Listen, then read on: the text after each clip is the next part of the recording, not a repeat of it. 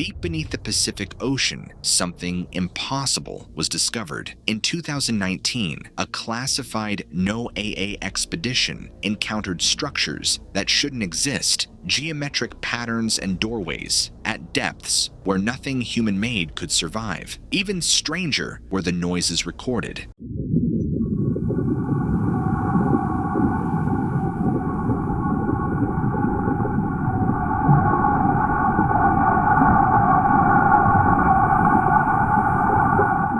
Artifact was recovered and is being held by higher authorities. Will the truth ever come out? And now, for the first time, a former NOAA director has come forward with the truth about what they found in the abyss.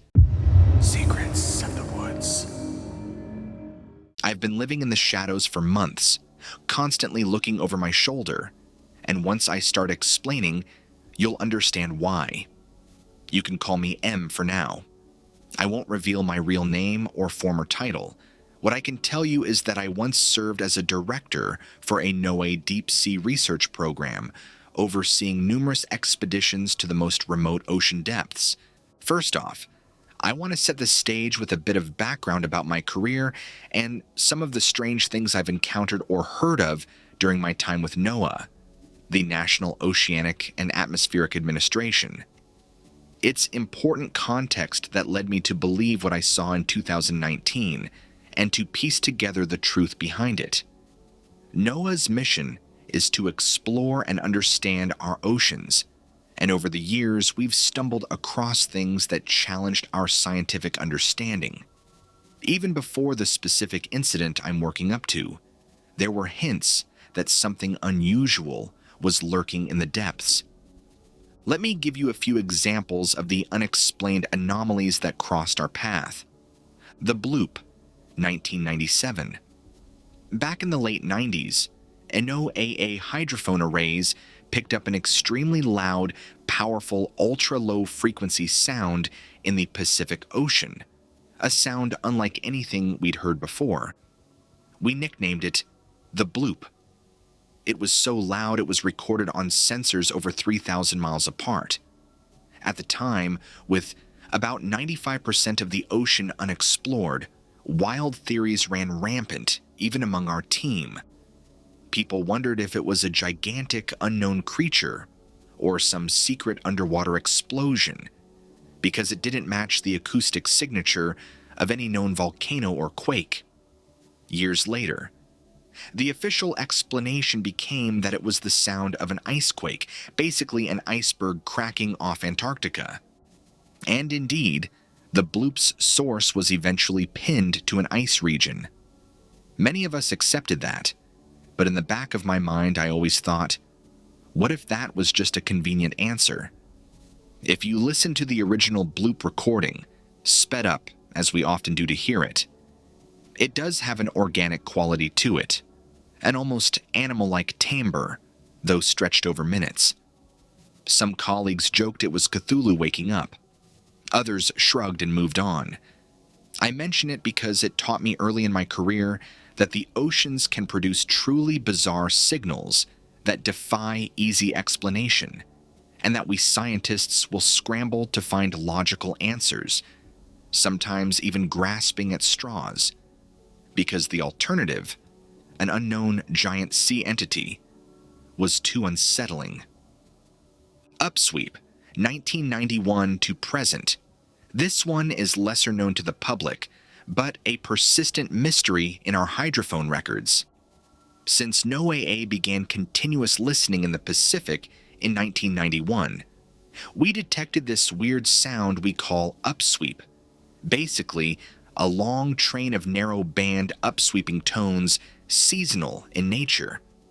It originates from an isolated region in the South Pacific, around 54 degrees south, 140 degrees west, and was loud enough to be heard across the entire Pacific Ocean. To this day, the origin is unresolved. The best guess officially is undersea volcanic activity, because that area is near some seismic zones, but we've never pinpointed a volcano producing that exact sound pattern. The upsweep's intensity has been declining over the decades, but It's still out there, pulsing every spring and fall like clockwork. Sitting in NOAA command centers, I've listened to live feeds of it. It's eerie, like a distant wail or siren that just goes on and on. It gave me chills thinking an unknown something down there is calling out. Again, could be geologic. But it's another example of how little we truly understand. I remember an internal memo in the late 90s asking if upsweep could be some kind of communication signal, but it was quickly dismissed as speculative. In hindsight, I wonder if that idea was closer to the truth than we realized. The false bottom, World War II. Historically, even before NOAA existed, oceanographers have been baffled by strange observations. One classic case. During World War II, Navy sonar operators kept finding what looked like a second seafloor that would mysteriously rise and fall hundreds of meters each day. They thought maybe it was some weird moving seabed or thermal layer. Later on, scientists discovered it was actually the deep scattering layer, millions of fish, squid, and jellyfish that migrate up and down daily. So dense they fooled sonar into thinking it was the ocean floor. A bunch of tiny creatures en masse created the illusion of a huge solid surface. I bring this up because it's a reminder. The ocean can trick us. In 2001, off the western coast of Cuba, a marine engineering team, a Canadian outfit working with the Cuban government, was doing a survey, and their sonar picked up symmetrical stone structures on the seafloor at 700 meters depth, far below where any human civilization should be. The sonar images showed what looked like massive geometric shapes, almost like the remains of buildings in a 2 square kilometer area. They even sent an ROV, remotely operated vehicle, down and reported seeing formations that appeared like pyramids and circular structures made of huge, smooth blocks. I didn't work on that project. It wasn't NOAA. The politics of the time meant the US wasn't openly collaborating with Cuba. But believe me, everyone in the ocean exploration community heard about it. It was mind-blowing. A senior editor at National Geographic cautiously called them interesting anomalies. Famed oceanographer Bob Ballard, who found the Titanic, said he'd be surprised if it was human given the depth, and suggested sometimes sonar images can play tricks. Officially, to this day, we don't know for sure what those structures are. Some say natural geology that looks like a lost city. Others whisper it was an Atlantean-like site. The Cuban government, to my knowledge, never permitted extensive follow-up, and that Canadian team's findings sort of faded away. I suspect, however, that somewhere in some classified archive, there's more data that wasn't released. That was one of those things that gnawed at me. If an entire city-like complex can hide underwater, essentially undiscovered until accidentally stumbled upon, what else is down there? The Baltic Anomaly, 2011. Likewise, a Swedish treasure hunting group in 2011 found a bizarre feature on their sonar while searching the Baltic Sea floor. It was a perfectly circular object approximately 60 meters across with unnaturally straight lines, almost resembling a crashed spaceship in the sonar image. But the image, if you see it, looks strikingly like the Millennium Falcon from Star Wars. I've seen the printouts of the raw sonar. It's grainy and open to interpretation, sure. Maybe it is just a coincidence of geology, but I know several geologists who flat out said the shape did not look natural to them. The area had heavy glacial activity millennia ago, so the official line is that glacial movement deposited those rocks in a funky pattern. Again, could be. Or it could be something else entirely. covered in centuries of sediment. The key point is, we've detected massive objects underwater that don't immediately make sense, and often the reflex is to explain it away as natural. Yellow Brick Road, 2022. This was after I'd already gone into hiding, but I saw it in the news. During a NOAA-partnered expedition in the Pacific, explorers with the EV Nautilus came across a formation that looked exactly like an artificial brick road on the seafloor. I kid you not, it's these yellowish rectangular blocks joined in a neat path, as if leading to Oz. The official explanation given was that it's broken up volcanic rock on a seamount, naturally fractured in a way that mimics a paving road. I have seen the video and images. It really does look like ancient pavement. The scientists were giddy, but quick to call it bizarre but natural. This kind of thing, you see, happens a lot. We discover something that appears engineered, but then rush to find a natural explanation. Sometimes the explanation is correct, but what if, in some cases, it isn't? Now I'll get to the core of my story, the 2019 deep-sea discovery that changed everything for me. It's still hard to believe, even having been there. NOAA will of course deny all of this if asked. In fact, they already have, by erasing every official record as if it never happened. But I was there, I saw it with my own eyes, and no amount of gaslighting can convince me it was a hallucination or mistake. Throughout 2018, under my direction, NOAA had been conducting a series of deep-sea mapping surveys in the Pacific. Some of this was public. You can find innocuous press releases about mapping ocean trenches and whatnot. But a lot was quiet, behind-the-scenes data analysis. We were especially interested in the area around the Mariana Trench, the deepest part of the ocean, but not just the Challenger Deep, the very deepest point. We were also examining nearby abyssal plains and volcanic arcs, where unusual readings had been reported. During a 2016 expedition, one of our ROVs briefly recorded something anomalous along a trench wall, something that looked like a regular structure rather than natural rock. It was super brief.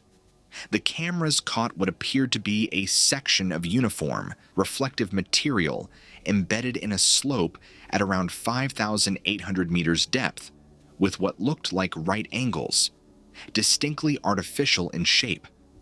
I was expedition lead at the time. When we saw that on the live feed in 2016, my heart jumped. Another scientist muttered, "What the hell is that?" Did we find Atlantis? Half joking, we zoomed in. The video feed jittered and we lost focus. When it came back, the camera was pointed at featureless mud. We tried to relocate that reflective structure, but it was gone from view, as if it had been a narrow angle and we passed it. ROVs aren't like drones in air. Maneuvering at 6,000 meters deep is sluggish, and we couldn't just turn on a dime. Ultimately, we had to continue the dive mission. We were on a tight schedule, publicly looking for new hydrothermal vent communities, which we did find, so that became the headline. But I never forgot that blip. I went back to the video logs later and even flagged the coordinates. When I reported the odd structure up NOAA's chain of command, I was met with polite dismissal. Probably a glitch in the data. I knew better. The shape, even if for a second, was too clean to be natural. So I quietly lobbied for a return mission, specifically to that site. Bureaucracy moves slow, and funding is tight for blue sky exploration, especially to revisit something officially deemed a non-issue. So nothing happened in 2017. But in mid-2018, something else happened that got the higher-ups' attention. We started picking up unusual acoustic signals in that same general area of the Western Pacific. It wasn't exactly like the Bloop or Upsweep, but it had a patterned quality.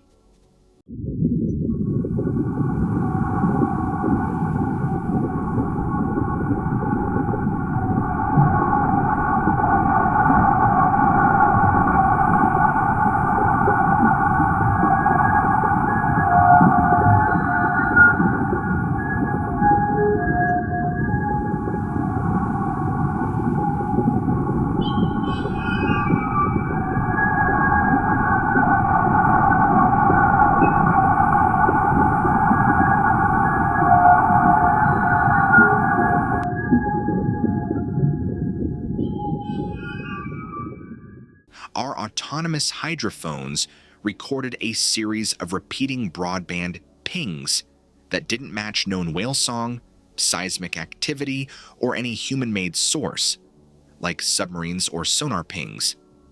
At first, the thinking was maybe it's some extremely deep-diving whales with a vocalization never heard before. But the pattern had a complexity to it, a sort of modulation that looked more like encoded data than biological noise. It would appear for a few minutes, then disappear for days.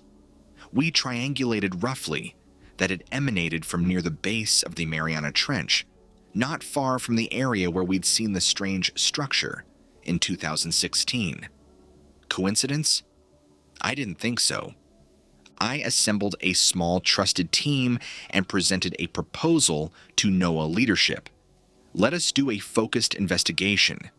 I framed it in mundane terms, characterizing geophysical and biological acoustic sources in the deep Pacific.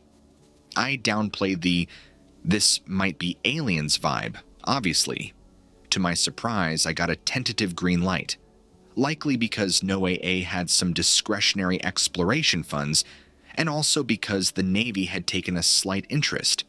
We shared data with the U.S. Navy regularly, and our reports of strange signals had pinged their sonar intelligence folks.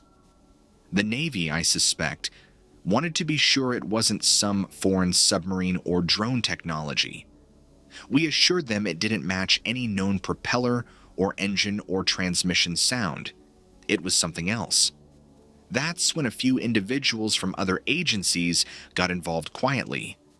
I'm talking Department of Defense research people, and even a DARPA liaison came to one meeting. They weren't overtaking it yet, but they were curious and concerned. By late 2018, we had organized what would be a discreet expedition set for early 2019. We didn't give it a flashy name like our public missions. Internally, I dubbed it Project Deep Dawn. I needed to call it something for the paperwork, and that sounded hopeful. In NOAA's internal scheduling, the ship time was logged as equipment testing and sonar calibration exercises in a remote Pacific area. Technically not untrue, but certainly obfuscating our true goal. I handpicked about a dozen staff for the core team, people I trusted, people who had the right mix of open-mindedness and professionalism, and who I knew could keep quiet if needed. Some were veteran oceanographers. A couple were younger techs who had impressed me with their ingenuity. We also had a physicist consultant from a Navy lab who specialized in signal processing to help analyze the odd acoustic data and, if possible, craft a way to respond. We set sail from Guam in April 2019 on the NOAA ship Oceanic Explorer, which was our flagship exploration vessel. To anyone paying attention, it looked like just another routine leg of ocean mapping. No media, no fanfare. We even kept most of the crew in the dark. Only the captain and a few senior crew knew what we were really after. Outwardly, we were to map a seamount and conduct some deep water column studies. In reality, we went straight to the coordinates of the anomalous signals and that fleeting 2016 sighting. Our first order of business was to do a detailed multi-beam sonar scan of the area. Right away, even before we put any robots in the water, the seafloor mapping showed something astonishing. Where all maps previously showed a typical steep trench slope leveling to abyssal plain, our high-resolution sonar now returned complex geometric shapes on the seafloor. At nearly 6,000 meters down, we saw linear features, almost grid-like patterns, in a portion of the seabed. My mind was racing. This looked like the outline of structures, possibly walls or foundations. There were also unusual protrusions rising up, towers, domes. It wasn't super sharp. 6 kilometers of water and extreme pressure makes sonar fuzzy. But it was enough to know we had something very much not natural. I remember Dr. S leaning over my shoulder at the sonar station, whispering, "That's no volcano." We shared excited but nervous looks. It was really there. Whatever it was big and structured. We sent down our ROV, a remotely operated vehicle named Deep Discoverer, equipped with high-definition cameras, manipulators, and various sensors. The descent alone takes a couple of hours. It's a long way down. As the ROV neared the bottom, all of us in the control room were glued to the monitors. It's a surreal thing, dropping into a world of perpetual darkness, with only the ROV's lights illuminating a tiny cone of vision. The water was remarkably clear for the deep sea. We could see maybe 10 meters ahead of the ROV, which is pretty good at that depth. We reached the seabed, a short distance away from the target site, to avoid literally landing on anything fragile or important. The initial landing spot was typical abyssal plain, silty sediment, sparse life, a few sea cucumbers, brittle stars. We collected ourselves, then piloted the ROV towards the coordinates where the sonar indicated those structures. My hands were actually shaking as I gripped the back of the pilot's chair. I wasn't even driving, but the tension was overwhelming. The video feed showed the ocean floor slowly rising, a slope leading to an outcrop. As we gained elevation, something came into view that made one of our geologists gasp aloud. The ROV's lights panned over a massive wall-like edifice. It was composed of a material that at first glance looked like stone or metal, smooth in some places, angular in others. This wall rose about 30 meters high from the seabed and stretched to the left and right beyond our camera view. It was covered in places by deep-sea sediment, and there were signs of deep-sea life clinging on. I recall seeing a stalked crinoid attached, waving in the gentle current. But unlike rock, this wall had regularly spaced features, what appeared to be openings or alcoves. We moved the ROV laterally, and the cameras resolved something that sent a shiver through everyone: an opening in the wall. At this point, the reality set in. We had found an artificial structure, an installation of some kind, at the bottom of the Mariana Trench. I had to consciously remind myself to breathe. People were cheering softly, but we were also very cautious. We didn't know if it was inhabited or operational. The biologist on our team was marveling. How could anything live down here and build this?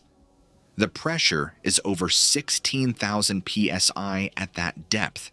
Even our advanced ROV is specifically engineered to not implode under that. Whatever this was made of, it had to be incredibly strong. We hovered outside the doorway for a while, debating what to do. Ultimately, I made the call. We would not enter any structures to avoid risking the ROV and provoking who knows what, but we would thoroughly survey the exterior. We launched the ROV's side-scan sonar and began mapping the layout. It became clear that the wall was part of a larger complex, perhaps an enclosing barrier or outer structure of a facility that extended into the seabed. On top of the wall, partially covered in sediment, were dome-like bulges, and what might have been communication arrays. We saw a thin spire structure, maybe an antenna. At this, Dr. S noted that the strange acoustic signals we recorded might be coming from these. Our hydrophones on the ship, in fact, were still picking up intermittent pings even as we were down there. It was as if the installation was active, at least in sending out signals, possibly even aware of our presence. This thought really sunk in when we experienced our next surprise. As the ROV was scanning one of the dome features, we lost the video feed for about 5 seconds. Just static. The pilot and engineers freaked out momentarily, thinking we had a system failure or tether break. But then the feed returned, and the ROV was fine. All systems green. In those 5 seconds of static, our ship's instruments detected a burst of energy around the ROV.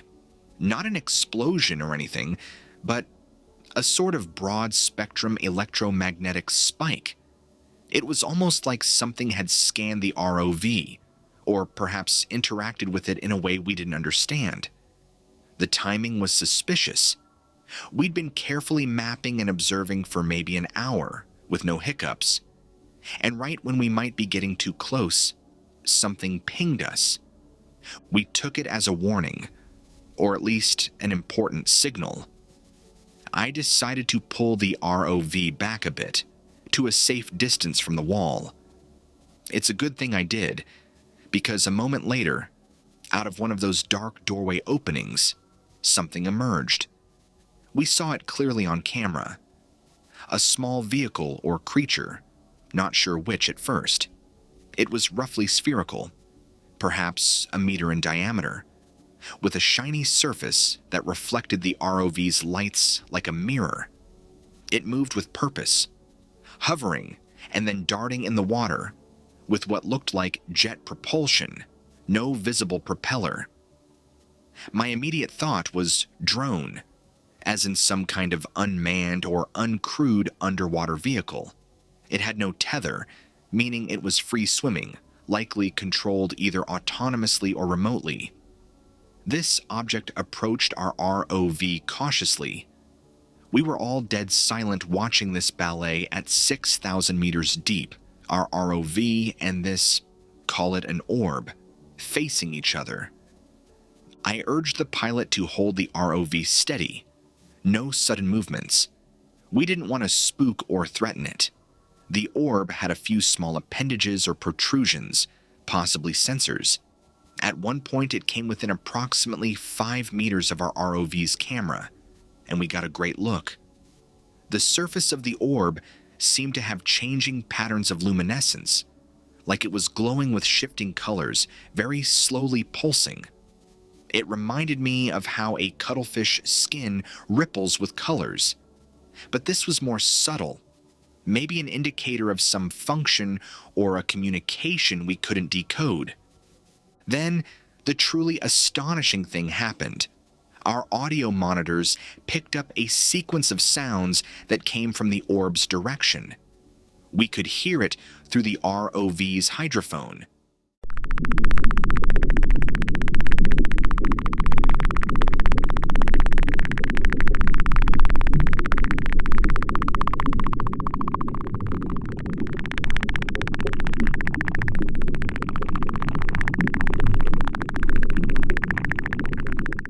It was a series of modulated clicks and hums, not unlike a mix of whale song and electronic noise, clearly structured. Dr. S's eyes lit up. He said, "This is it. They're talking, or trying to." The orb was emitting sound, possibly directed at our ROV.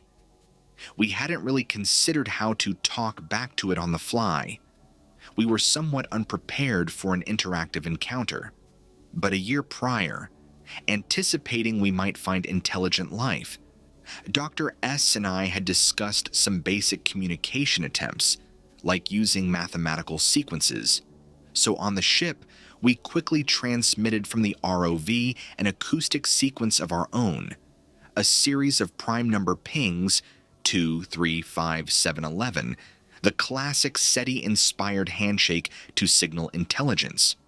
We encoded these as patterns of short pulses via the ROV's sonar. For a moment, nothing. The orb paused. I imagined it was listening. Then it responded by emitting the same sequence back to us. Our entire control room erupted in whoops of astonishment. This was confirmation. We were in contact with an intelligent, non-human entity, and it was fluent enough to recognize the primes and mirror them. What do we do next? We tried another sequence, a more complex pattern, like a Fibonacci sequence. The orb again echoed it back after a short delay, matching it. It was as if this was child's play for them. They might have been doing it just to reassure us. Yes, we understand.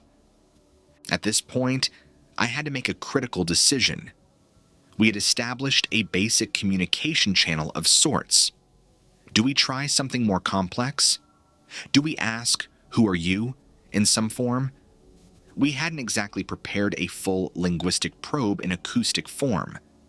Dr. S suggested we transmit a simple binary-coded image or something, but we lacked the equipment to do a sophisticated data exchange on the spot. Instead, I decided on a gesture of goodwill. We attached a small device to the ROV's manipulator arm. It was basically a canister with a flashing light beacon. Inside, I had placed a metal plaque. I had actually prepared this in case of exactly this scenario, engraved with basic symbols, some fundamental constants, our NOAA emblem, and the date. Kind of like the Pioneer plaque, but simpler. We gently released this canister on a ledge near the structure, essentially leaving a gift, or at least a calling card. The orb observed this, then approached the canister. It used one of its little arm-like protrusions to pick the object up. Yes, it had some sort of manipulators. The orb then retreated into the dark doorway with the canister, disappearing from our view. We waited. 1 minute, 2 minutes. I was holding my breath, wondering if that was the end of our encounter, that they take our gift and vanish. But then the orb, or perhaps another one, we're not sure, returned, and it placed something on the seabed, about 10 meters from our ROV. It was a cylindrical object, somewhat similar in size to the canister we gave, but of different design. It looked organic and technological at the same time, like a smooth coral-like shell with glowing filaments. Once it had set this object down, the orb backed away to a distance. We understood this was likely their gift to us, or a means of further communication. With careful maneuvers, we used the ROV's arm to retrieve the object. I was extremely nervous about taking something from an unknown intelligent species. Could be sacred or could malfunction, but it seemed clear they intended us to have it. The object did not attach or attack. It remained inert, though our sensors noted it was emitting a very faint electromagnetic field, possibly some kind of powered device. As soon as we secured it, the orb did a sort of slow pivot in front of our ROV, almost a farewell gesture, and then zipped back inside the structure. We didn't see it again. We lingered a bit, hoping for more, but nothing else came out. I didn't want to overstay our welcome or accidentally crash into their wall. So we began to ascend, bringing the ROV and the retrieved object up with us. We were ecstatic, to put it mildly. On the ship's deck, as soon as the ROV surfaced, we had a team in a pressure-controlled lab ready to receive the object. It was about 30 centimeters long, cylindrical, with an outer casing that felt ceramic-like but was warm to the touch, which was odd since it had just come from near freezing depths. It was generating heat. We kept it in seawater at deep pressure initially, thinking it might need that environment, but it seemed stable and self-contained. Our engineers and Dr. S carefully probed it. There were no obvious ports or interfaces that we could recognize. However, after a few hours on board, the object began to do something. It emitted a pattern of light from those filament grooves, and a very faint harmonic sound. When we recorded and analyzed the sound, we realized it was a very high-speed signal. Slowing it down, it contained data, layers of modulated frequencies. We were basically given a data dump, we suspected. We didn't have the tools on the ship to decode something possibly incredibly advanced or encrypted, if it was even meant to be decoded by us. But it felt like they were, in essence, saying, here's some knowledge. Perhaps it contained info about them, or some technology blueprint, or even just a friendly message. We had no idea, but we were determined to find out. At this point, I was fully aware that we were sitting on the most important discovery in human history. First contact with an intelligent aquatic, or perhaps amphibious, civilization on Earth. And not just intelligent, but technologically advanced, likely far beyond us in certain ways, given they appear to have quantum communication tech and who knows what else. I also knew that once this was known to the higher authorities, things would take a serious turn. My plan was to be completely transparent with NOAA and US officials, but I wanted our team to at least analyze as much as we could before others swept in. We spent another day at the site, doing more mapping and passive observation.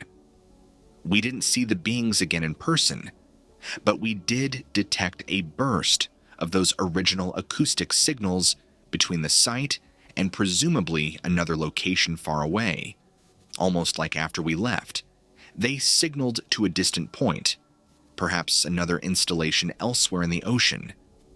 Dr. S noted the frequencies and patterns had qualities suggesting a quantum communication component. Basically, he hypothesized that the devices we saw, like those spires or the gifted object, might use quantum entangled particles to instantaneously relay information. Now, I'm not a quantum physicist, but I know enough to understand that would allow communication with zero lag across any distance, something humans are only just experimenting with in laboratories at short ranges.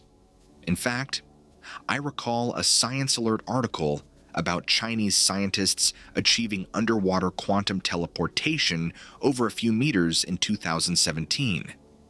They thought maybe one day we could do 900 meters or so. These beings, by contrast, might be sending messages across the globe in milliseconds using entanglement. If true, that was mind-boggling. Their internet would be fundamentally different from ours, not limited by light speed or cables. That could be how the various deep-sea installations, for I was now convinced there had to be more than one, stay connected.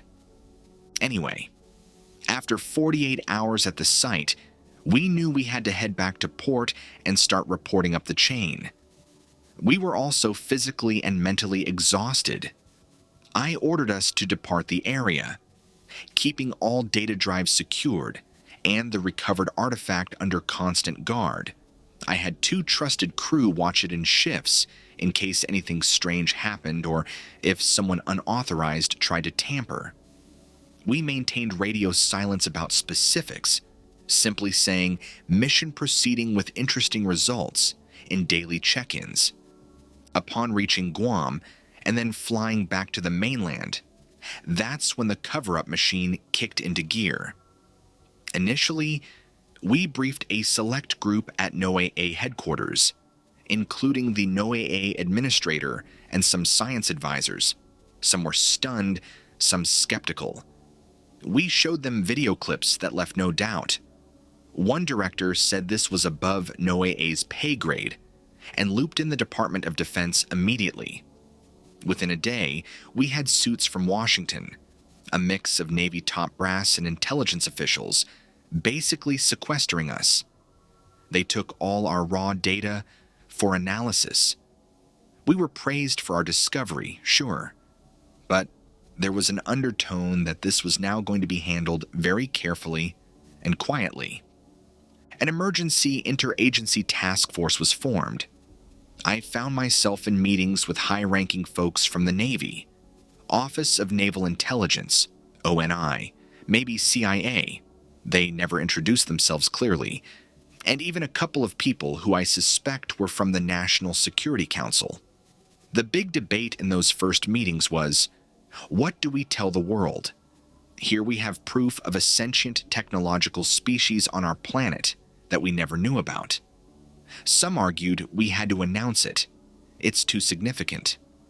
Others were vehemently against disclosure, fearing public panic, or that it would interfere with our national security and strategic advantage. One admiral bluntly said, "If we announce this, we lose the element of surprise and control. We have no idea what their capabilities or intentions are. We need to study this first, quietly." I was naive, perhaps, thinking as a scientist that knowledge should be shared. I remember raising the point that these beings didn't act hostile. They even gave us a gift, which suggested a desire for communication or cooperation. The response I got was essentially a glare and a reminder that assuming their intent could be dangerous. The mood in the room was largely one of fear and containment. The government higher-ups basically took over the project, rebranding it under some black project codename I wasn't even privy to. NOAA was sidelined. We'd done our job as scouts, and now the big boys were taking over. What pained me the most was that they immediately clamped down on information. They classified everything to hell and back. All our records, video, audio, the physical artifact, all of it was removed from NOAA's custody. I was explicitly told that I was not to speak of it to anyone without clearance. They even made us sign new NDAs that were essentially lifelong gag orders, under threat of imprisonment for treason if violated. This was beyond the usual NOAA confidentiality. This was the kind of document you sign when you work on nuclear secrets or something. Despite these heavy-handed measures, I initially went along. I mean, I was still technically a federal employee and duty-bound. And I also hoped that maybe the plan was just to study things quietly, then gradually release information once we understood it better. So I complied.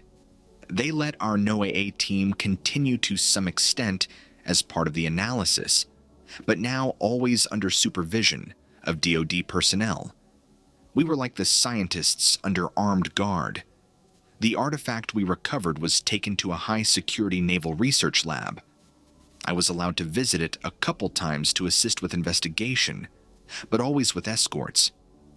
We did learn a few things in those weeks after the mission.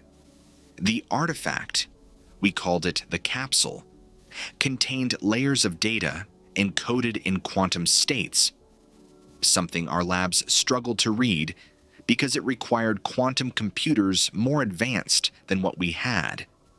We managed to interface with it in a limited way, extracting a small fragment of information. It appeared to be technical readouts, possibly schematics or scientific knowledge. One diagram we pulled looked like a complex molecule or perhaps a genetic sequence, implying they might have been sharing bioengineering info with us. Another data set seemed to be star patterns. Oddly, perhaps their way of saying how they see the universe or where they come from, undersea or otherwise. It was all very preliminary and cryptic, and then everything was shut down. Without warning, about a month into analysis, our access was revoked. I came into the lab one morning and was told by a stern-faced military officer, "Thank you for your service, Doctor. We won't be needing further input from NOAA on this." Just like that, my team was disbanded sent back to their normal assignments. The data we had on our NOAA servers was wiped clean. Luckily, I had anticipated that and made some personal encrypted backups of key logs, but even having that was risky. They basically wanted to eliminate any paper trail that NOAA had been involved beyond a routine expedition. The official cover story was prepared. NOAA would publicly report that the 2019 mission mapped some seafloor and found nothing of note except maybe new coral species. If pressed, they'd attribute any rumors of weirdness to equipment testing or data glitches. I was explicitly ordered to forget. As in, an official told me, "Consider this discovery to now be above your clearance. Focus on your other work." It was like being kicked out of your own project of a lifetime. I was furious and heartbroken. I tried pushing back gently, arguing that our team's expertise was vital to continue making sense of it all. But I was shut down. A particular Pentagon liaison pulled me aside and said, "Look, I know it's hard for a scientist, but you've done your part. This is in the national security realm now. Go back to studying fish or whatever." I'll never forget the condescension. From that moment, I became a problem for them, because I wasn't just going to roll over. I started quietly reaching out to a couple of scientific colleagues outside NOAA, teasing that we found something big and that I was worried it was being buried. I was careful, but maybe not enough. Within days, I felt the surveillance around me. My work emails started glitching. IT claimed it was a server issue, but I suspected monitoring. I found my office searched, papers not as I left them. My phone likely tapped. I was a high-level NOAA guy, not used to being treated like some spy. This was surreal. One of my close teammates, who I'll call Jay, was also upset about the cover-up. He confided in me that he had kept a copy of some ROV video footage against protocol. I admitted I had done the same. We made a pact that if it became clear the government intended to never let this see the light of day, we would find a way to anonymously leak some of it. Not to cause chaos, but to ensure the discovery wasn't lost or wholly appropriated by defense interests. We felt humanity as a whole has a right to know we are not alone on this planet. Sadly, and this is where it gets even darker, Jay never got that chance. About a week after that conversation, Jay died in a car accident. A very convenient single-car crash on a quiet road at night. The kind of thing that raises my suspicions now. Could it have been truly an accident? Yes, maybe. He was a bit of a night owl, could have been tired. But this felt like a message. I was devastated and alarmed. I didn't voice my suspicions to anyone, but I noticed at Jay's funeral that there were two men I'd never seen before among the mourners, who didn't seem connected to family or friends, watching. That was the turning point for me.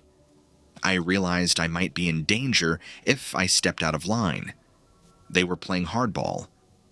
I decided that staying within the system was no longer possible for me. Not if I wanted to do right by my principles. Over the next month, I quietly prepared to leave my position. I arranged for a sabbatical under the pretense of personal health reasons. During that time, I stashed away copies of whatever evidence I still had, encrypted in multiple places. I also contacted an old friend of mine from way before NOAA, who had connections in journalism and alternative media. I gave him a very redacted summary of what happened, just to have someone aware in case something happened to me. He's the one who suggested I ultimately share this with certain outlets that handle whistleblower stories anonymously. Fast forward to now, I've been effectively AWOL from official duty, living under the radar. I constantly move around. I don't use my old credentials or bank accounts. I operate in cash, live cheap, often in remote areas or busy cities where I can blend in. I feel like a character in a spy novel. Totally not the life I expected as a marine scientist. Occasionally I spot possible tails. Maybe I'm just being paranoid, but I don't think so. My phone, a burner, has picked up odd clicks. Once, a storage unit I was renting was broken into, but nothing else was taken except, notably, I had some old NOAA notebooks there, which were rifled through. That told me someone is still keeping tabs, making sure I'm not about to blab. They likely assume I might run to foreign governments or something, which I have not and will not. I'm not looking to jeopardize my country. I just want the truth known. Why not just blast it all out openly? Believe me, I've considered holding a press conference with the evidence, but I doubt I'd get that far live or unarrested. And even if I did, they'd try to discredit me as a crank or felon, since I'd be violating federal law by revealing classified info. It's a tightrope. That's why I'm writing this to you under an alias and asking you to publish it as an eyewitness account, without my identifying details. Some will call it fiction or hoax. Fine. But maybe it will get people talking, asking questions of NOAA or the Navy. Perhaps someone with authority or conscience still inside will leak a confirmatory detail. I'm also hoping to cover myself. If this account becomes public, it's a bit of insurance. If something happens to me, people might look back and say, hey, he warned us. As for the beings, let me speculate a bit, since that remains the biggest question. Who are they, and what do they want?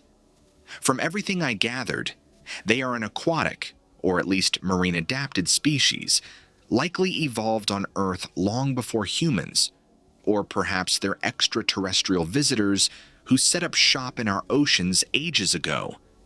The advanced bioengineering we suspected, it could be that they have modified their own biology to handle extreme pressure and darkness. Maybe those orb drones were partly biological. Who knows? The quantum communication is clearly part of their tech. They might use entangled particles to talk across their network of installations instantly. The project is deep black now. I suspect a joint task force is quietly working to establish more contact, or perhaps to exploit whatever tech we found. The worst case is some hawks might be planning how to eliminate the deep-sea species if they deem it a threat, or if they covet the resources. I really hope that's not the case. Attacking them could be disastrous, not just morally, but practically. Who knows what retaliation we'd provoke, and it would be a crime on a cosmic scale to harm such beings. Meanwhile, NOAA publicly goes about its business, exploring other areas, as if none of this happened. My colleagues still there have no idea. Only a handful were involved, and they've gone mum or been reassigned. I realize this email itself might be monitored the moment I send it, but I'm sending from a secure, anonymized setup via a public network, taking precautions. If they track me down, well, I'll deal with that when it comes. I'm tired of being silent. The weight of this knowledge is immense. Imagine walking around knowing that humanity has neighbors just underfoot or under fin. I am acutely aware how fantastical this all sounds. If I were reading this, and not the one who lived it, I might not believe it either. Skepticism is healthy. All I can say is I know what I saw, what I experienced, and I have a few pieces of evidence stashed that, if carefully released, could corroborate key elements, like the ROV video of that orb or logs of the acoustic communications. I'm working on how to leak those safely without getting immediately shut down. It's a chess game for sure. If you guys enjoyed today's stories, be sure to smack that like and subscribe button so you don't ever miss another episode of Secrets of the Woods. I'll see you all in the next episode.